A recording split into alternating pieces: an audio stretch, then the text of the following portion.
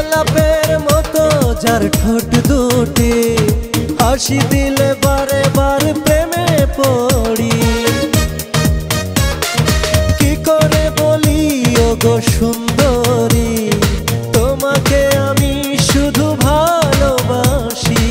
আমার মাঝে আর নেই যে আমি হয়ে গেছি চুরি। হায় হায় এখন আমি কি যে করি, মনে হয় সে যেন পরি। হায় হায় এখন আমি কি যে করি, মনে হয় সে যেন পরি।